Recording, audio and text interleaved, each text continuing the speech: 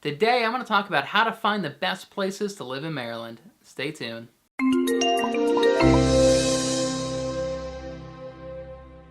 Welcome back. My name is Malcolm Lawson. I'm a Maryland real estate agent, and I put out videos all about Maryland and real estate. So if you're interested in either of those subjects, make sure you subscribe and hit that little bell icon to stay current on my latest videos. So I'm often asked by my clients, Malcolm, what are some of the best places to live here in Maryland?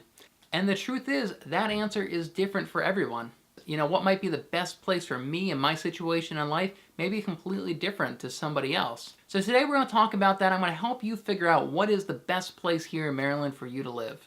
When you're looking for the best place to live, it's all a balancing act, really. We all have our own priorities, and it's up to you to determine what is most important to you and what's not as important to you. Oftentimes when I work with my clients, there are three main priorities for my clients that often come up and are often the most important ones to them. So the first priority that a lot of my clients have is that they want an easy commute to work. Some of them say they want a 30-minute commute or a 45-minute commute, or they can do up to an hour commute. But what most people don't know is how to figure that out. Here in Maryland, you really can't go off of just how many miles away it is. Something could be 20 miles away and take you an hour to commute there during rush hour. So I've got a great little secret tip for you guys that I often give my clients. We all know on Google Maps you can enter your work address and enter your property address, and it'll tell you how far it is and approximately how long a drive it is at that time. But if you're looking at that map on a Saturday afternoon, that's not a real accurate estimation of what your commute will be on a Monday morning at 7 a.m. What most people don't know is that on Google Maps you can actually change what time they're giving you that estimate at.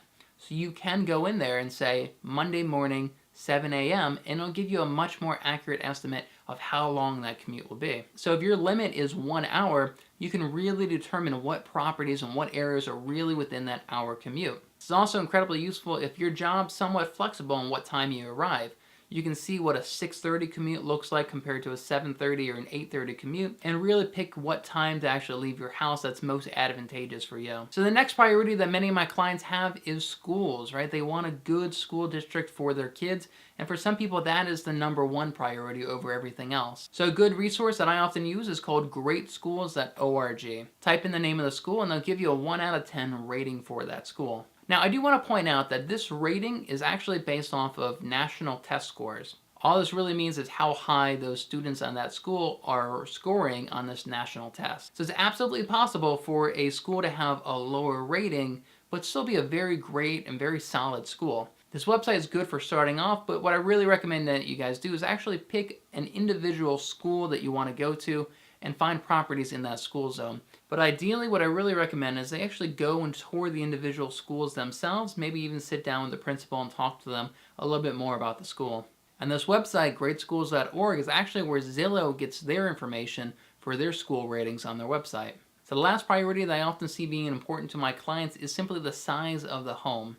If you get 3 or 4 kids or you have some in-laws living with you, having a large home is obviously pretty important to you, and that could easily be somebody's top priority. For this, I'd really start looking at different geographical areas and figuring out what the price per square foot is. As an example, a place like Annapolis, Maryland for $300,000, you may get a 1,500 square foot home. But if you're willing to go down to Southern Maryland for the same price, you may be able to get a 2,500 square foot home.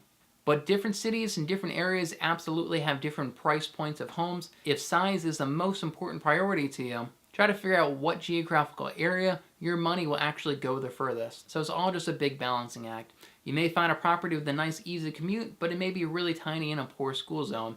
You may find a property with a great school zone, but it's a small house and it's a long commute for you. So it's up to you to really determine what your priorities are and what is the most important thing to you. So the last thing I want to leave you with is that it's not about finding a 100% perfect home. Unfortunately, a 100% perfect home almost never actually exists.